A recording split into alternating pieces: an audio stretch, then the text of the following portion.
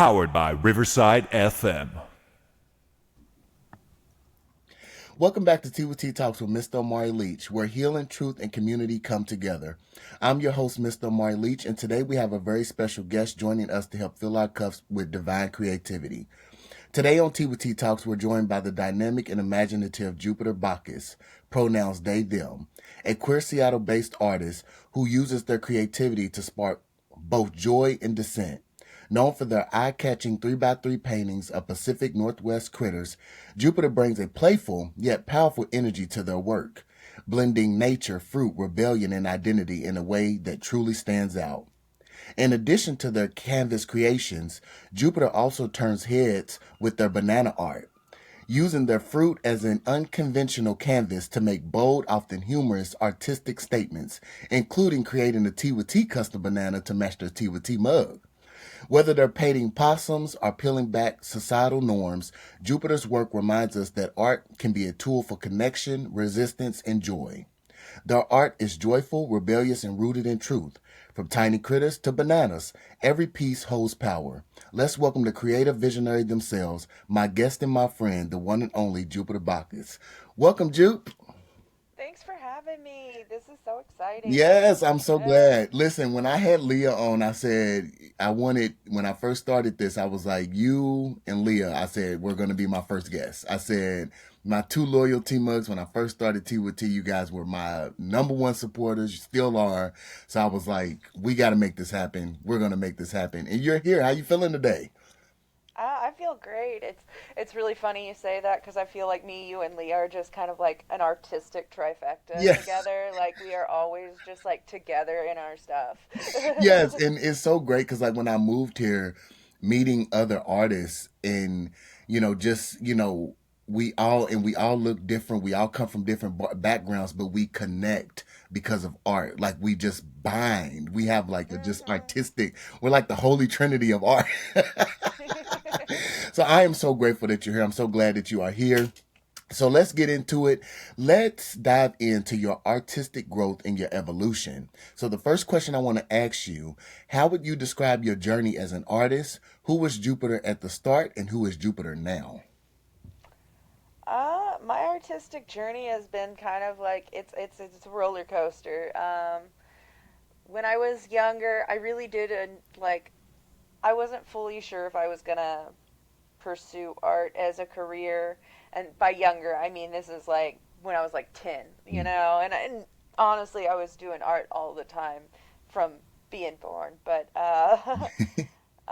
since I was born, I was just painting. Uh, I love but it.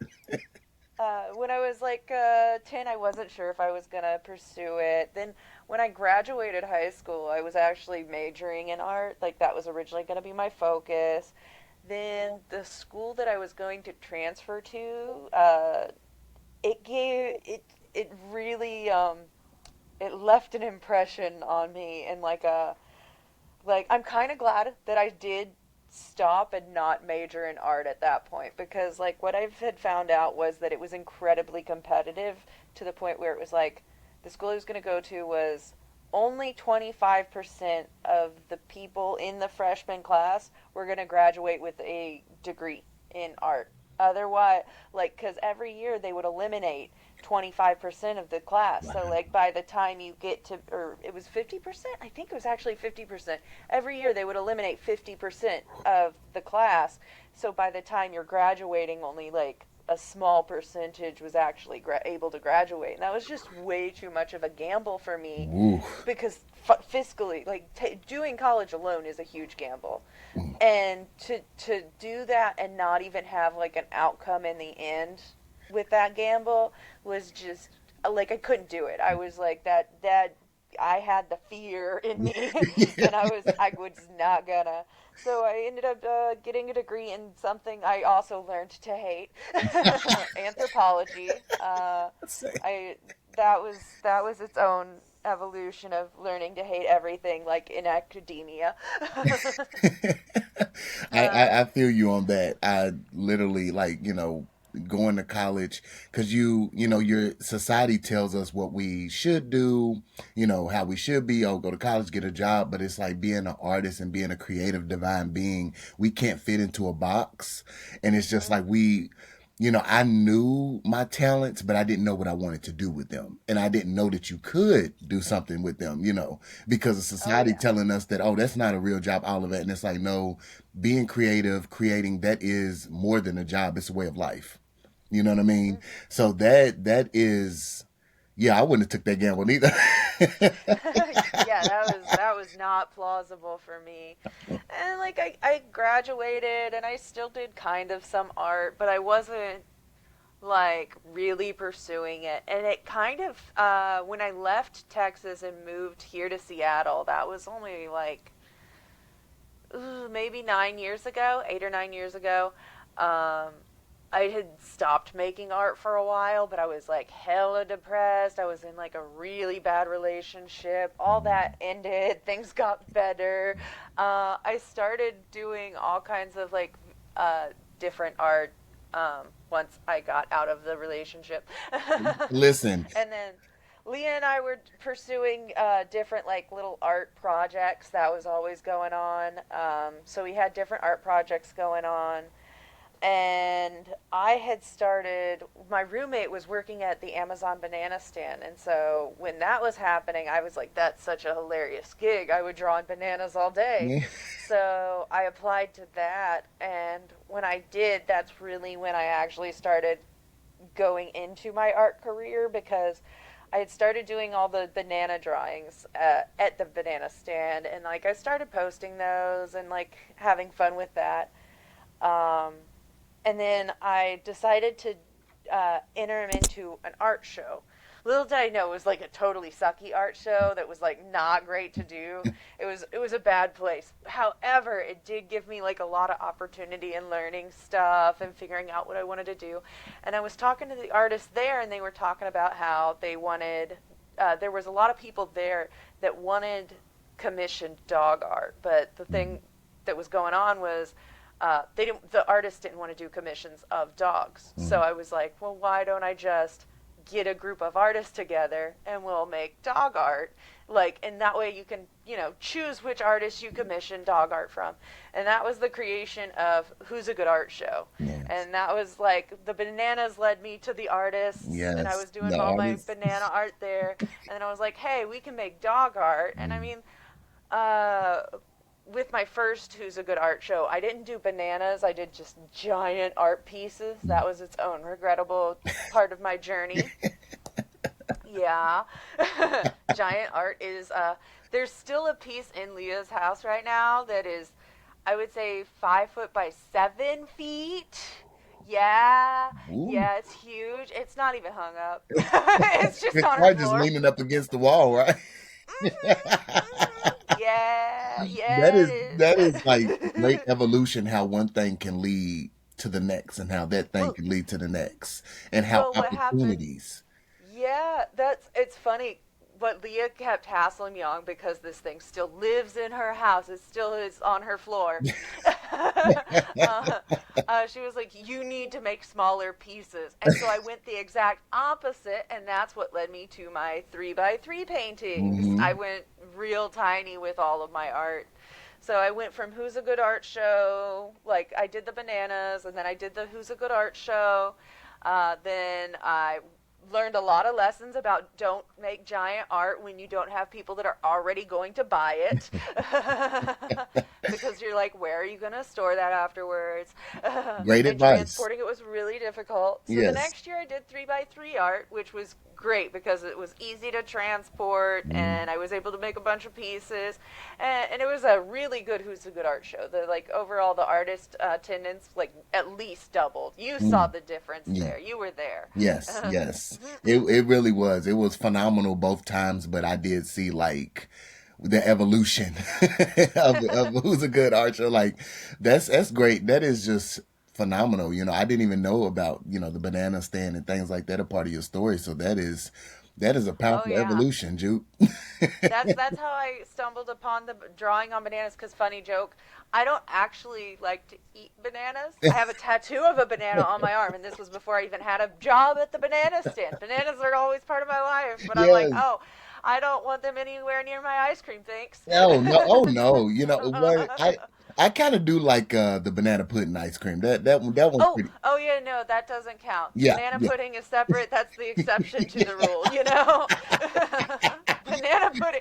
I make a beast of a banana pudding. Ooh. It is so bad for you too, because I'm like, I do like a can of evaporated milk, a can of condensed milk. I do, yeah, Oh a yeah. full. I do homemade whipped cream instead of the kid thing of whipped cream. Yeah, Oh. oh, and Oh then I yeah. fold it all in, and then extra whipped cream on top.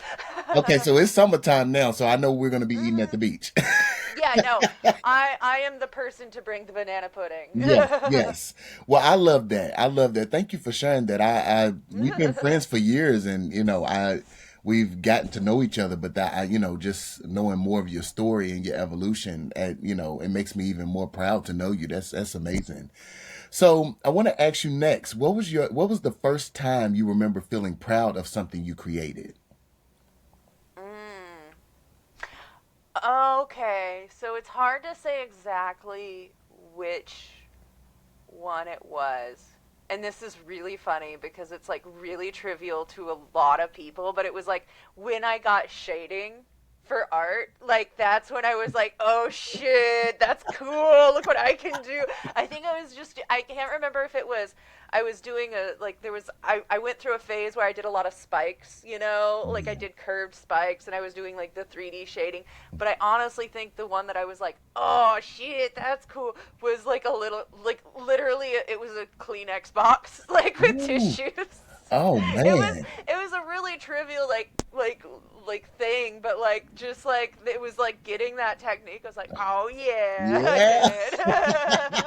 That is a aha moment when you just like looking at something you created and you like, woo, that's it When right there. yeah, Yeah, that's yeah, it those right there. moments when I realized when I figured out a technique, or like when I figured like when I could spot some like a mistake, like where I was like, what is the flaw in this painting that'll fix everything? And it's just like a Mhm. tiny thing, but it's always hard to tell like what needs to be shrunk down, what needs to be expanded, like just these little things, where to add the white, that sort of thing. Yes, yes, and we're Like like, it's just these little things, and so once like it's every time that clicks, I'm like, yes, and ah. it's like even with designing, like I have the same thing where I'm like, okay, this coloring it's not meshing well. Then I finally click on a different color and it just pops the whole design out, like my logo. I'm like, oh Hmm. my God, there it is, there it is. And then Like, it's like that little moment, and it's like I think what's really great about those moments is when you realize, like when you get those moments, and you're like, ah, yeah, it's like you're locking in that knowledge, like to yes, repeat it later. yes, Like you're that celebration is what like makes you remember to use it in your art later. yes, and you know what it And I also, don't think if you didn't celebrate, you would remember to use it as right, well. right, and you Like know it what doesn't else? lock in your smarts. And you know what else? Like it shows you that there's no limit.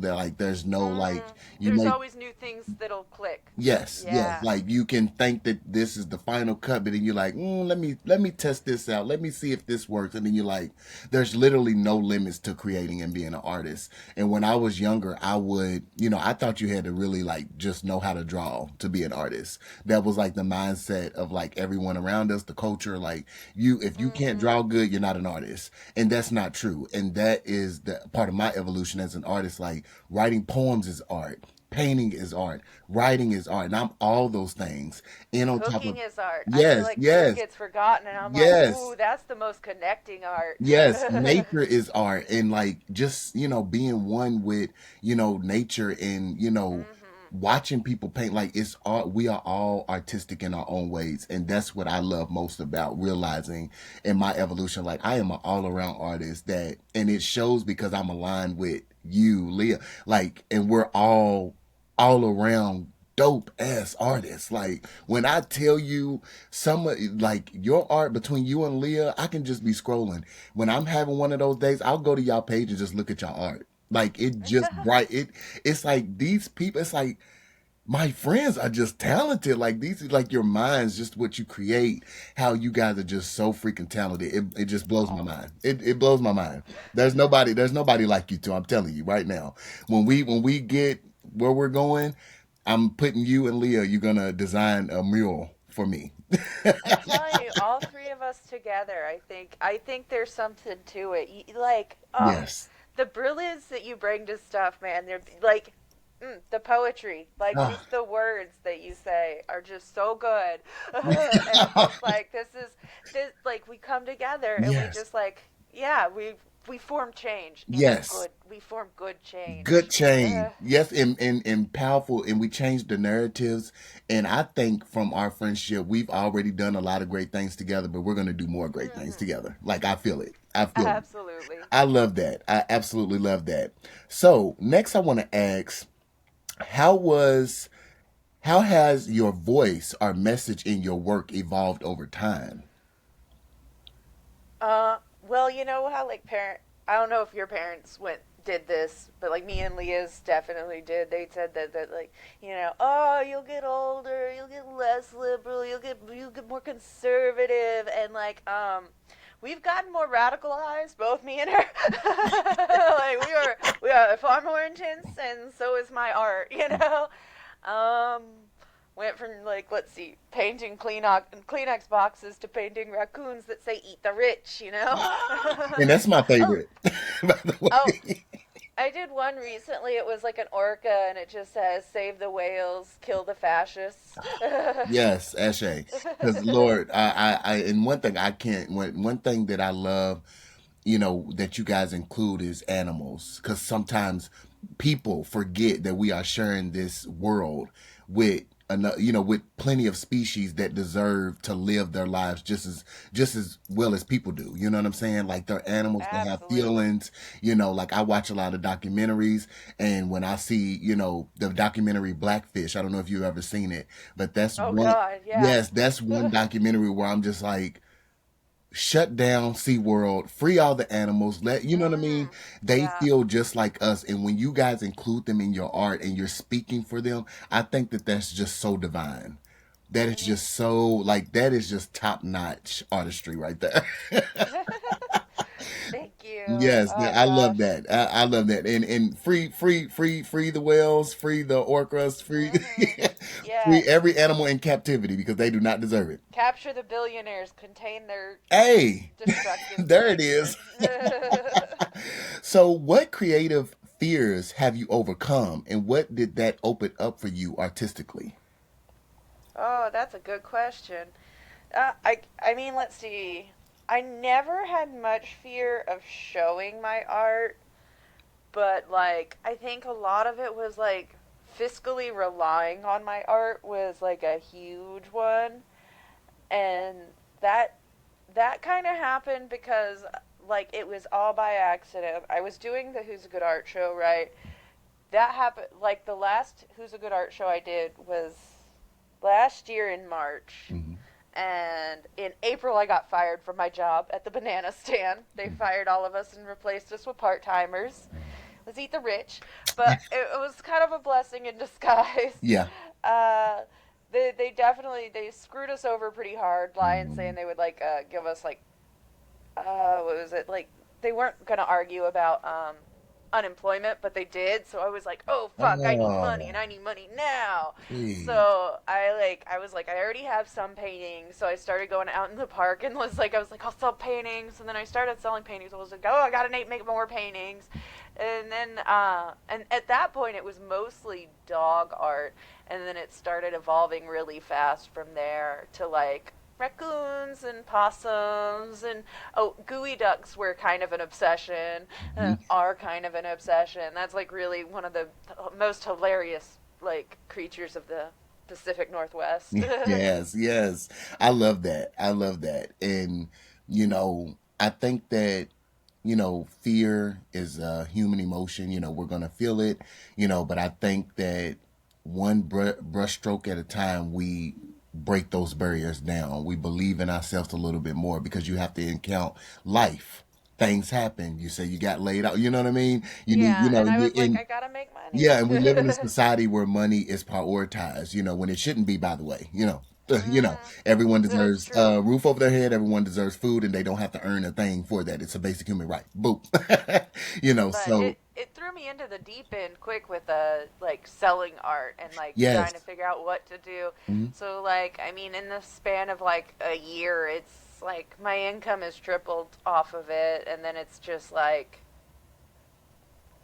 just keeping up with everything, figuring out like I've gotten lists of places of where to vend. Mhm. I created a well, I didn't create this group. I started reaching out to this one group and I made a list of all my vending locations and like gave them the list so more artists can show up. All I'm right. working on I reached out to the Wallingford farmers market to see if they would let like a gaggle of artists set up there because they have some really specific rules that kind of prevents artists from entering into the farmers market, but if we set up across from them we might be able to get in All without right. having to pay, which is always nice. Sweet, sweet, sweet. And I remember that when we had a conversation and we were talking, and I was just, we were talking about, how sometimes the universe aligns us to focus more on our creations and our empire. I told you I was laid off as well from my job. Hmm. 4 years, so it led me to deep dive more into tea with tea and my art. And ever since then, I've been able to do that. So sometimes it may not look or feel how we want it to be, but I feel like the Hmm. universe is like, no, you guys have a specific purpose. This is what we need to align you with. You need the distractions out the way. And sometimes that's the job. And then in the meantime, God, we're like, okay, universe, we need to make money. How can we do this? But we're being pushed to believe in ourselves, put ourselves out there. Like you said, you hustling. Hey, this is where I'll be, hitting up organizations, farmers market. I mean, that when someone hears this and listens to this episode, that is pure, never giving up on yourself, no matter what life throws at you. Period. You know what I'm saying? Preach it. I think that that is going to inspire someone, Jupe, because it's inspiring me. That's because it's like that.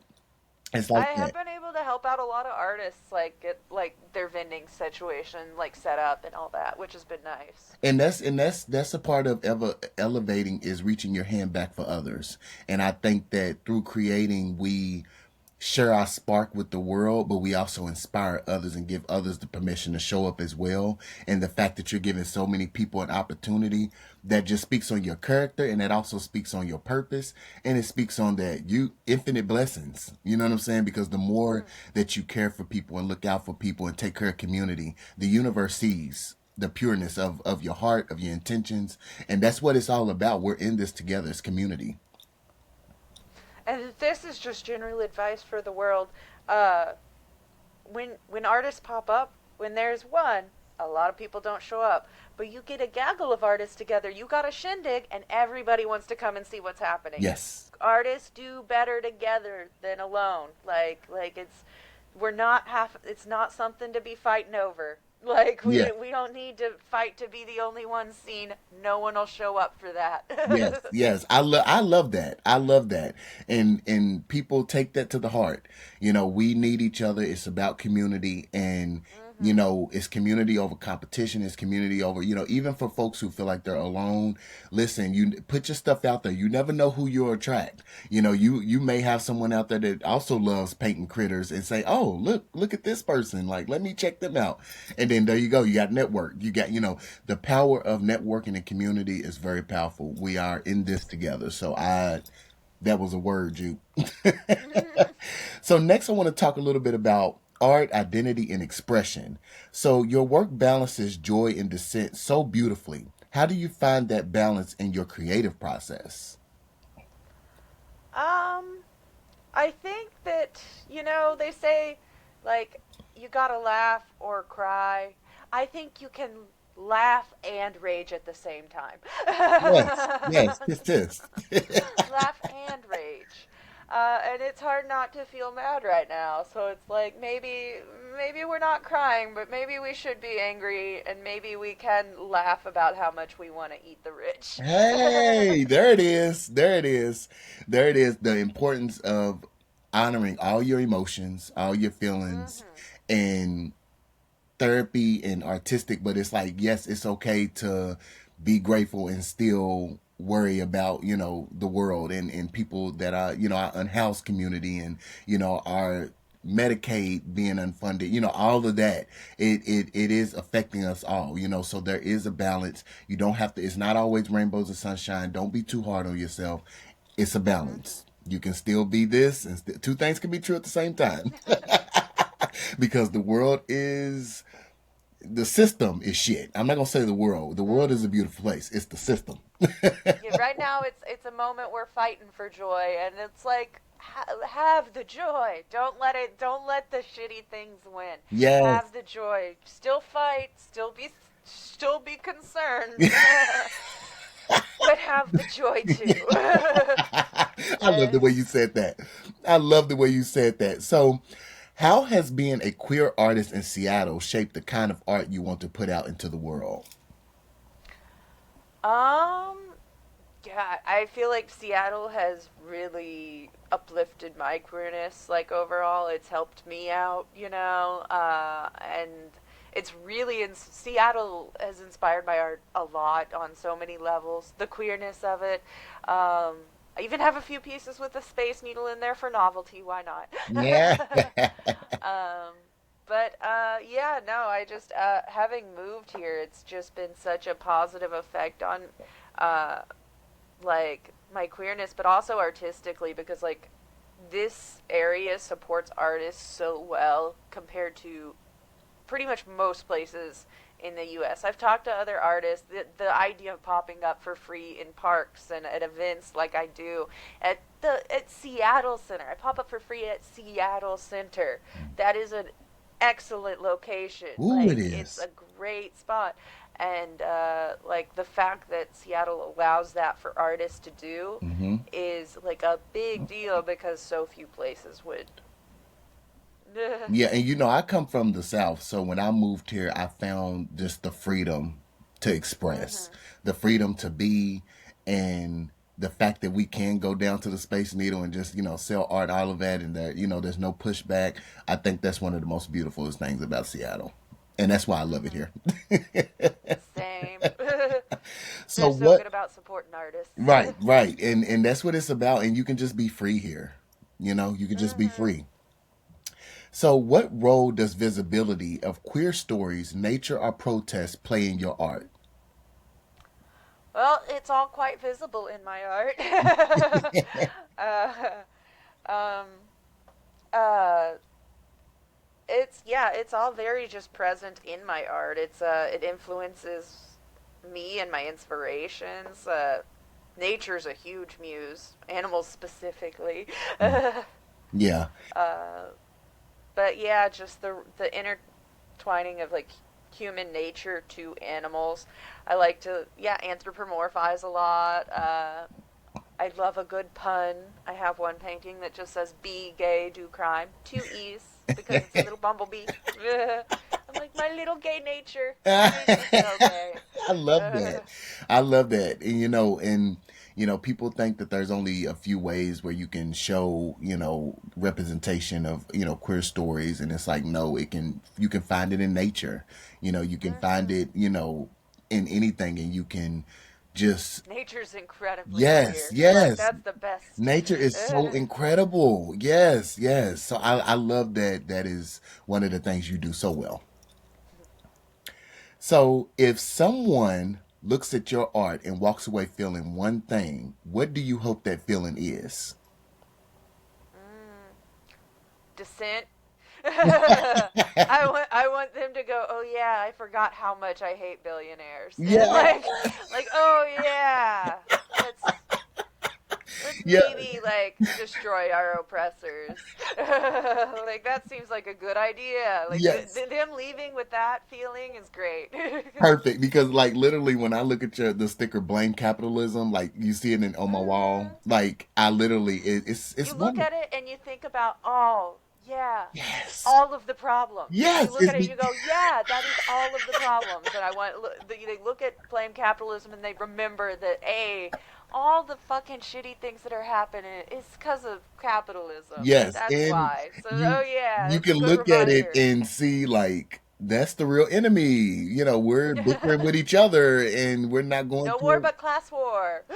period because it's like they keep it's working by design. They keep us bickering over small shit, and who Hmm. had taking away rights and all of those things like that, and then This whole like trans war against trans yes, people, yes, it makes me rage because it's such a trivial, stupid thing to come after, and they're just doing it so they can take away everyone's rights and just fuck yes, with people as a collective, and they'll sacrifice that in exchange to what come after a small group. Why? Because they want to feel bigger. yeah, and they don't even realize that what harms us will harm everyone. Like what affects one group will affect, and just like when they, hormones and even against trans youth, like it's gonna trickle up to the adults. It's gonna trickle to everyone. Just like Roe They're versus Wade. mm-hmm. Like Yeah, regulating healthcare is a bad thing. yes, and it's affecting abortions and so you have they get everybody stirred up like yes go against trans people, but it's like we don't even make up a chunk of the population. Yeah, Like, it's like we're the least, like we just are just vibing. We're yeah, the we're most just vibing, mellow we're of being humans. ourselves, and We're we just just want our like, what are you rights. even talking about? We're like the least to be concerned about. Why are you concerned with us? Yes, yes, and then We're they, so comically mellow. yep, and they give a rage about it, and they know that the oppressed sometimes can't wait to be the oppressors, and they can't wait Hmm. to feel like, oh yeah, we can finally, be again. You know what I'm saying? Because it's always us, us, us, but it's like it is always us, us, us, because what affects one of us will eventually affect all of us. Transphobia affects everyone. It Yeah, does. it's like, who does us consist of? Come on, guys. Yeah. Everyone. It is Yes. us. And if We are we worried for the world. yes, and if we realize the power is in the people and community, we could shut this shit down. We could if we all stop paying rent. We have the power Yeah. to leave the system, but everyone is so comfortable and everyone is so brainwashed to the system, and there it's by design, it's working its plan, and that's why they can't stand people like us where we're like, no, we're going to speak it, blame capitalism for all your problems because fuck it, they are the reason for all your problems. I think also what they hate is we bring community, Yeah. Like we I know I pursue community, you pursue Hmm. community. We both work on building it constantly. Hmm. Like that's really what they don't want. They Nope. don't want us teaming up to because it's when you start talking about it, it's when everybody gets on the same Ooh. page and we all side together that's when they get really scared because that's when we have the power. Yep, and the Uh, knowledge in the like you said, we have the power. We all sat back and said, "Oh wow!" And when I talk to people and I break down capitalism and I break down like how things are affecting, because they're so people be like, "Oh well, they don't deserve right." I'm like, "Well, your rights can be taken as easily too. We're all in their game. You don't own or mhm. control anything in your life because you trust them. You They know." could they could just as easily say, "Oh, we actually also don't like what you're doing either." "Oh, you like wearing pleated pants? They're banned. And We they're hate banned. pleated Open pants." And then sandals, just Crocs. all of a sudden, you're suffering, and it's like, "Oh no, you've got yeah, duh, this was coming. It was Yeah, and coming because it's all just they're just trying to control you, and they'll take whatever means possible to get there." And that's exactly why, the black community, especially like black women, have taken a step back and stopped being on the front lines. And I'm so tired of that narrative that, you know, we, as black people always, are making the loudest hoorah and we're always out there protesting, all of that. And we don't get the same energy. And when it's us being targeted, because we still have black people being lynched, we still don't have a anti-hate bill. You know what I'm saying? And we have taken a step back. And then when I see protests out, people are out fighting. I'm like, well, where was y'all when we were telling y'all that it was going to affect everyone? You know what I'm saying? You guys were Mm-hmm. just okay with us being on the front lines and racism and hate crimes and all of that. And we tried to tell y'all. And so now we're just kind of like, you know what I'm saying? Like us as a collective black people, like we're Mm-hmm. just clinging to people who respect us, who will stand with us, who will stand for something, because we are all in this together. You know what I'm saying? But we are not going to continue to fight on the front lines and be ignored. And then when it's time for, oh, it's finally affecting me, come stand with me. Well, you weren't standing with us. You know what I'm saying? Too bad. You know what I mean? Yeah. And I hate that it has to be like that. You know what I I mean? feel like in a way it's like this it's a comeuppance that's gonna I think it's gonna send them back to a sense of community. Like I said, like it's got to send, like if you're gonna like this, it builds empathy. Mm-hmm. It's a sense of, hey, like you're gonna get in and suffer so that you learn, and so yeah, step back. Yeah. That's the time. Yep. Like forced empathy. We Yeah. will make you learn. Yes, Okay, let's right. do what Like, we gotta. yeah, and we gotta, stand for us, but the real power is just in people, in community. And if we all come together, forget differences, if we all can hold hands with one another, no matter if you're white, black, Asian, native, gay, trans, if we just say, I don't care what you are, we are family and by community, and we hold hands, that is what they fear. That That is is what they fear. absolutely what they Yep. fear, and what they want is they want that racism, they want that Yep. division, Yep. Yep. they Yep. want that misogyny, misogyny, both Yeah. sides of it. Oh, let's keep everybody separate Clock that T. because then they can't argue with us. Ugh. Yeah. Clock that T, Then they Juke. can't talk about how, oh, this person's fucking over this person. Yeah. It's all a game and it's all their master plan, and that's why we got to keep on changing the world one artist at a time, one sip at a time. We just got to keep doing what we're doing, creating the change that we can, and touching the people that we can bring with us on this journey. So I love this. We're here. We're here. So I want to talk about my favorite. Let's talk about your banana art. So you gave a little history on how you got started. So you talked about, the inspiration and, creating art, where it came from. So what have you learned from using such an unconventional medium? Um, that was kind of like a really fun process to acknowledge the destruction of your art, like to let go of it, because I think that was like, I mean, even with selling your art, some people will be like really attached to their art. They'll end up overpricing it by really a lot because they're putting their emotional price on it rather than like a normal price. Yeah. And because they're putting the emotional price on it, it just never sells. And I was like, oh, this is a good process to be like, it's gonna rot, so I was just giving away my art. Like, I was like, oh, I'll draw on it, and I would draw like really nice, intricate, cool pieces. Sometimes they take an hour, 2 hours, whatever. Wow. And yeah, I know, and that's a long time for me because most of my paintings take 10 to 30 minutes tops. 30's a long time. And I was gonna for say me. an hour even. I'm like, how creative you are with those bananas. I'm like, that is impressive. Well, an hour is a long time for me. Yeah. So it's putting that to my art is like, and then just giving it away was like a great process because it didn't matter because I was like, it's gonna rot anyway, and so it was really freeing. And then from there, I did an exhibit with Seattle Erotic Art Festival called Eat Your Art Out, and so I drew naughty pictures on bananas, and people could like destroy it and mess with it however they want. How R-rated can this podcast be? Because like I have one moment that was hilarious. Go ahead and tell it. Well, okay, so one of the people was like, "Oh my God, can I shove it up my ass?" And I thought that was so funny. I did not. They didn't let us because there was a rule about sexual acts being performed while alcohol is served. So they were like, "You cannot legally do that, even if it was, even though it was like one of the customers or patrons. It was a patron doing it. They were like, no. Yeah. Go ahead. I just thought the whole interaction was like peak for me. It was Yeah. so funny. They loved I it was that like, much. this is so, I would absolutely let you shove a banana up your ass. That speaks on the power of your bananas, your art bananas. That is classic. Oh, it was so That is funny. And then classic. they could also like destroy it with like a hammer and stuff.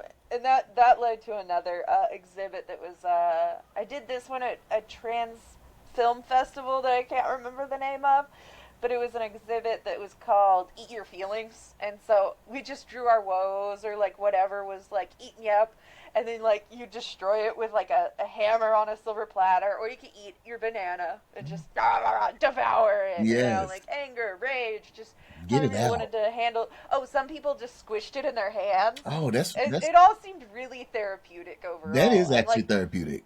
yeah, and I had like a big sign that said like psychiatric banana help 5 cents, like from Snoopy, you know? Oh It was yes. like Oh, I seen that psychiatric one. help 5 cents, but it's a psychiatric banana help, and it was like on a big wooden plank too. I still have that because I fully intend to like redo that like experience. Yes, you definitely should. I love the Yeah, it Snoopy was one. great. That's one of my favorite Yeah. ones. That one and the Pac-Man is one of my favorites as well.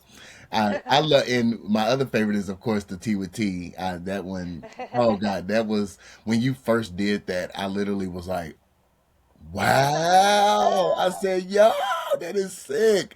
Like I actually want to put it like like on a mural. Like I just was like, oh my God, That would like be funny to have like as like a just an actual piece framed yes, with yes. the Like it's banana with the just art. what you do, with your like you're just freaking talented, dude. That's just jeez. I did. That was one thing with the bananas because I was doing so many. I did like lots of different studies. I realized I was like, oh, I can pretty much mimic most like animation designs and styles, and so I was like recreating different things. I recreated the entire I did like chibi versions of like the entire cast of Our Flag Means Death. If you Mm. remember that show, God, Oh I love yeah. that show. And then I was like tagging those people. The guy that played Roach liked it. Oh, sick. Yeah. I did the entire cast of Phineas and Ferb, I seen that and one. That then one's one of my favorites. Yeah. yeah, oh God, Swampy Daniels liked that post. He was one of the creators. I was like, oh Hey, yes, that's what yeah. I'm talking about. Like when I tell you uh, like people need to see art. And I'm yeah. glad that people are seeing it. I did Invader Zim. That was a fun study. I did. Oh, I had a friend who she had a like a there was this famous TV show. Well, actually, it was a very unfamous TV show called Motherland Fort Salem, Mm. but her friends were two of the characters in it, like in real life though. But like they were famously shipped, so she had me draw a bunch of different versions of these two shipped characters together. And Wow. so I did like Scooby Doo versions, so like a Oh, Hanna Barbera style. sick. Oh, I did I think a South Park version. Oh, It oh my God. was really I know that was cool. uh, Shout out to South Park. One of my favorite shows. I oh yeah. love all of that. I love how you just inspiration and even the fur babies from Pet Dog, like all Oh yeah. of everything that you just have created with bananas. It's literally one of my favorite things to see. So, do you feel that banana art has helped you challenge or reimagine what art is supposed to be?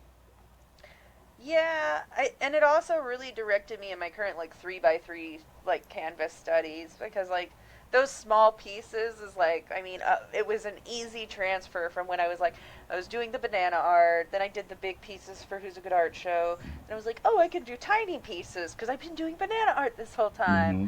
And a lot of the subject is kind of similar where it's like I'll do a main piece and then like little commentary, little like funny words or something added to like a little image. And it's very, in a way, Andy Warhol-esque. I've always been really inspired by Andy Warhol, and the other day I realized how much my current canvases are kind of like mimicking that inspiration. Hmm. But yeah, the bananas have were a great way for like me to get a bunch of different artistic studies in at once. I love Great. that. I love that. That's perfect.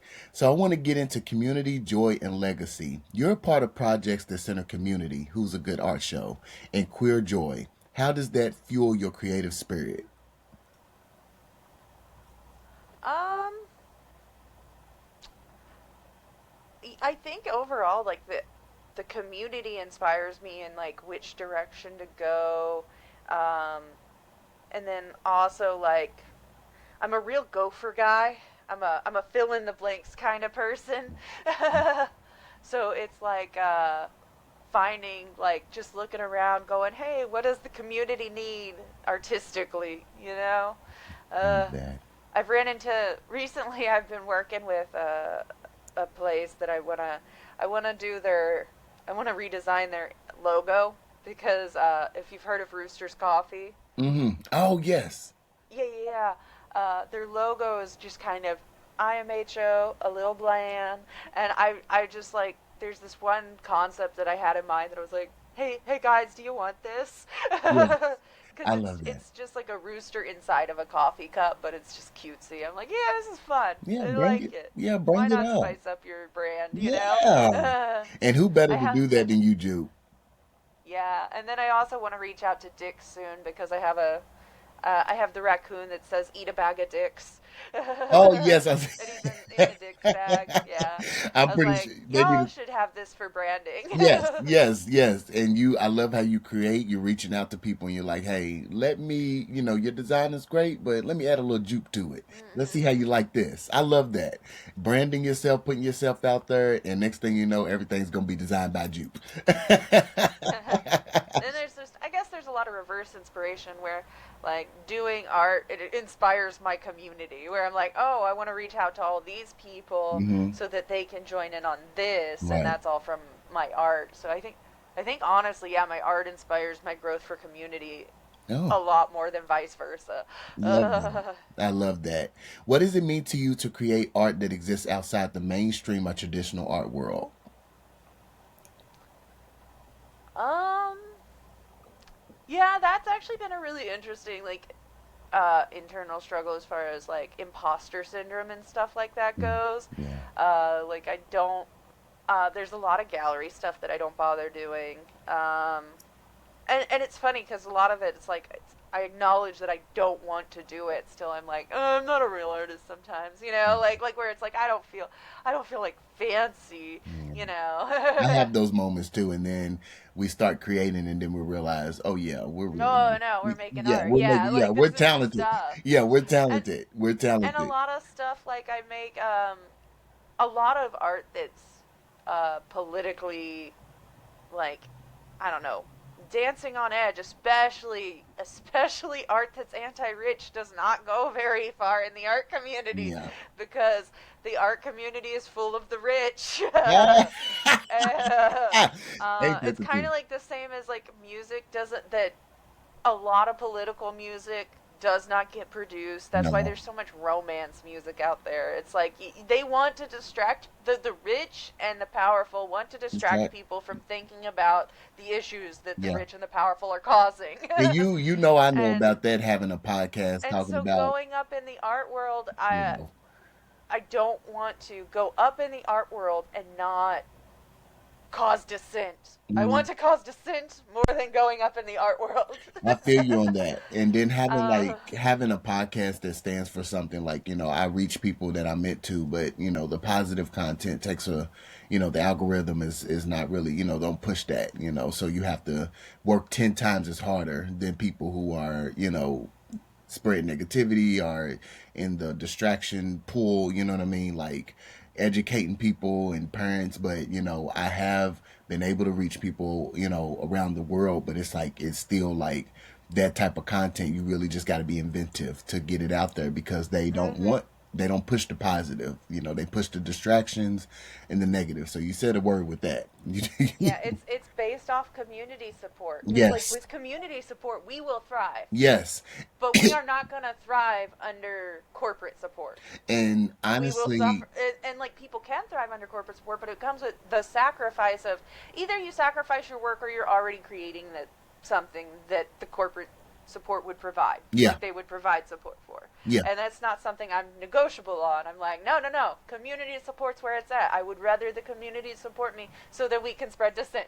Yes. And I feel the same way. I'm just like, you and Leah, were when I first started T with T were, you guys were liking every video, reposting all of that, and you guys were the tip of that support, and you guys kept me going. You know what I mean? With your support, even still now, you guys are And always. yeah, the things that you say are not the shit that the government would like you to Yeah, hear. yeah, They that's do it. not want to hear They that don't want to shit. hear it. No, They no, no, don't no, want to no, no, hear no. nothing about that. That's the So naughty things. They don't want it. Then you're not going to get that corporate support. You're yeah, not and going to and get and we that don't want it. big and the support that you need. You get the community support. You Hmm. get the small donations that add up. Yes, yes, Like that. Ashay, yes, because y'all We need to be support means uplifted by the everything. community and vice versa. And like honestly, that's what we're doing. It's awesome. Yeah, it is. It is. It is because I'm just like, from you guys, from two people to people around the world that are tuning in to T with T Talks now.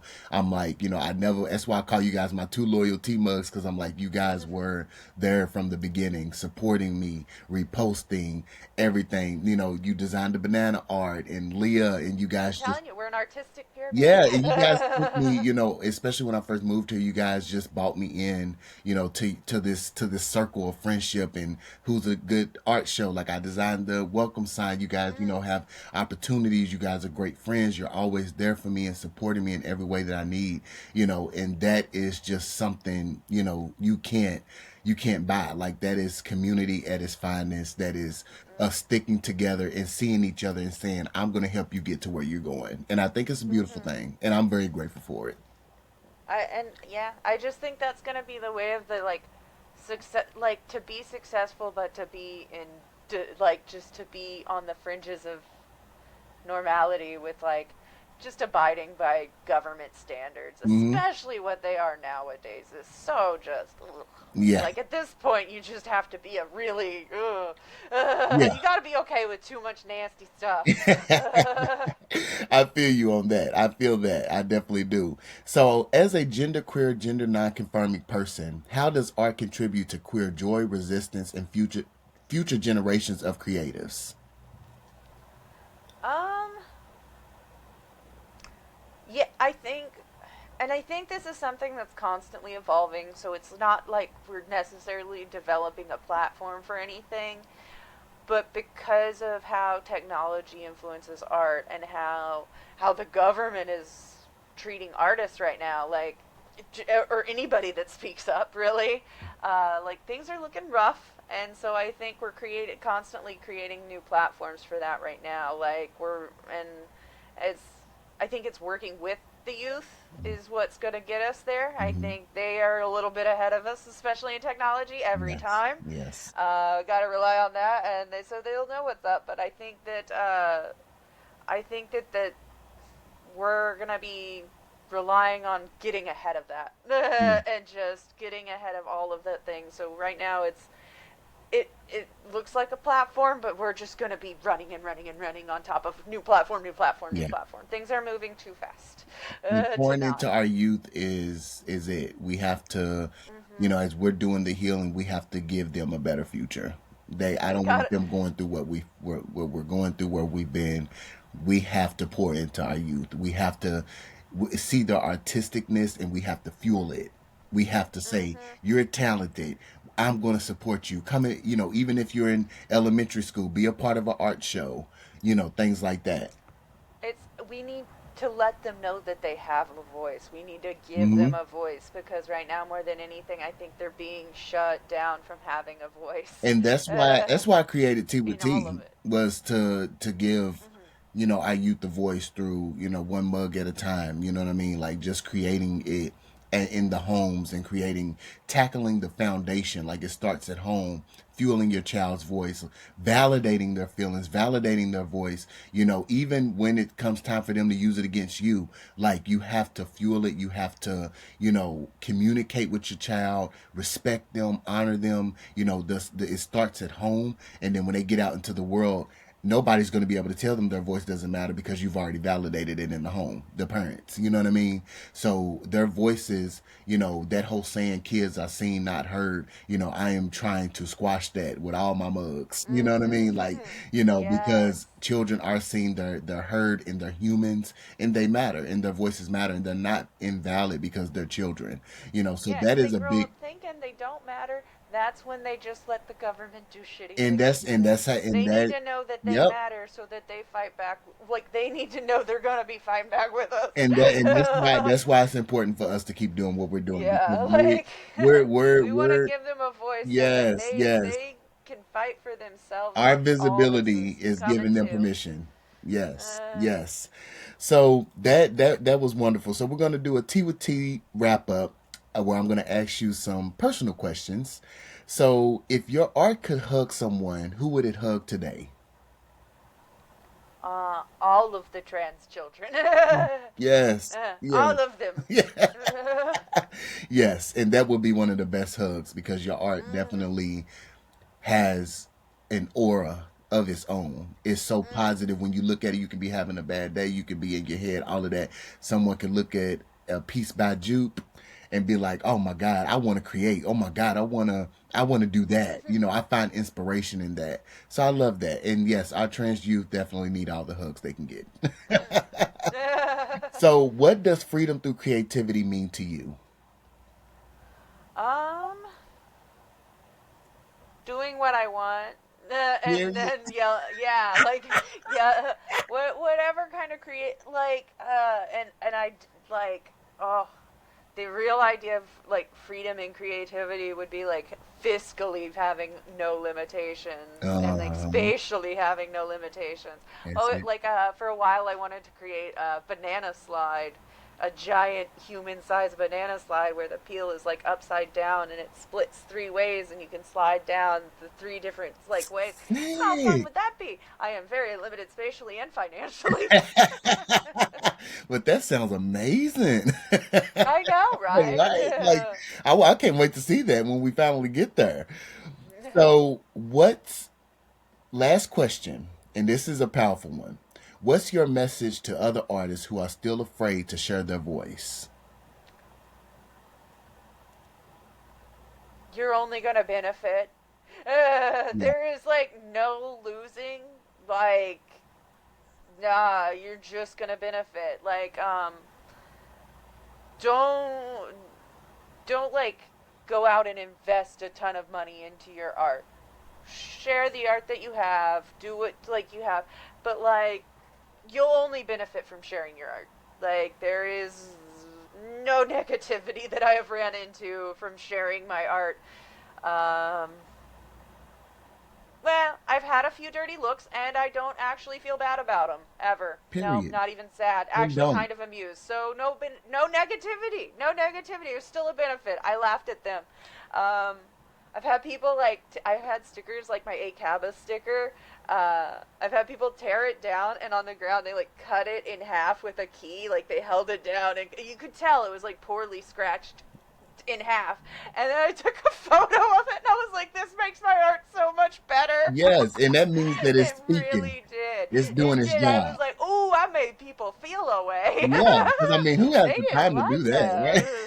And who would even put, And then I had like visual proof that I made, like, it turned into double art. It was so good. ah, Uh, now that's sweet. yeah. Like, thank So you for giving never, me never inspiration. fear sharing it. There's no negativity there. I love that. And that is something that I want every listener to take away. Like, there is a benefit in sharing your art. I think that that is so Hmm. powerful, Jupe. That is, I cannot believe someone took the time to do all of that. Like, really? They I were know. I really, was like, I ooh. know, right? Like, ooh, I made you feel a type of way. Like, yes. I took that picture, and the photo was so much more art than this just the sticker I was looking It's at like, thank you for picture. being an inspiration today on the Jupe Show. Yes, exactly. I was like, this is great. I upset somebody. Yeah, and they great. Uh, I love that. Well, Jupiter, thank you so much for being here and for sharing not just your art, but your joy, your rebellion, and your truth. Your work reminds us that healing doesn't have to be quiet. It can be colorful, messy, funny, and full of love. To our listeners, may this episode be your reminder that creativity is a birthright, that your story matters, and that community is a canvas we all get to paint together. Keep creating, keep questioning, and as Jupiter would say, eat your art out. Until next time, I'm Mr. Amari Leach, and this has been Tea with Tea Talks with Mr. Amari Leach. Stay bold, stay free, and never stop making art that speaks. And remember, you are the canvas and the creator. Take care of both with love. Peace. Thank you so much, Jupe, for being on today. Thank you. It was great. Thank you so much. All right, y'all. See y'all next time.